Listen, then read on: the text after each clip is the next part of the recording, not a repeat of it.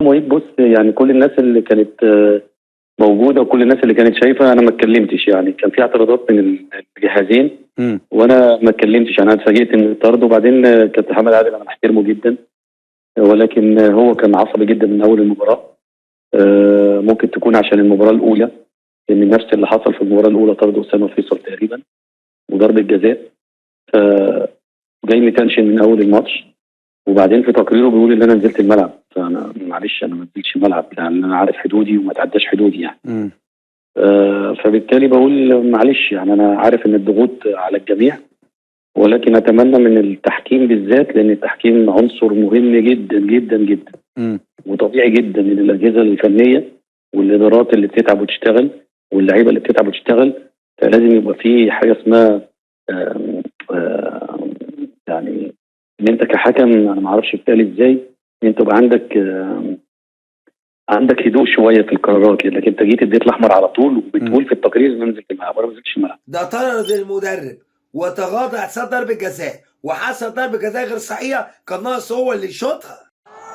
يا دونجا يا دونجا، الفرقه دي بتتحارب والمصر والله بتتحارب. تستفيد منه، لا عارف تلعبه ولا عارف تمشيه ولا عارف تعيره. يعني انت فاهم كام؟ وعقده كبير.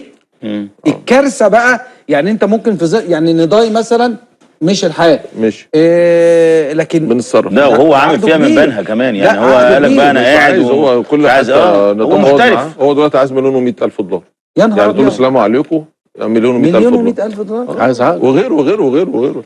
احنا يا جماعه الناس اللي عماله تتكلم على النادي الزمالك يجيب يا جماعه، انا عندي تجديد زيزو وعندي تجديد عبد الله السعيد، عندك 6 لعيبه وعندي حمزه، عندي ما شاء الله خزنه الزمالك مليانه، سددوا فلوس قد كده. فين سددوا فلوس كبيره جدا؟ سددنا كتير والله، يعني دي حقيقه. يعني الحمد لله مش مليانه الخزنه، قدرنا نجيب فلوس. انتوا بكره عندكم اجتماع لجنه كوره تقريبا؟ ان شاء الله باذن الله، لمناقشه عموما حاجات النادي، يعني حاجات الكوره ان شاء الله. طيب برضو خلي بالك ان جوميز قعد مع الكابتن احمد سليمان.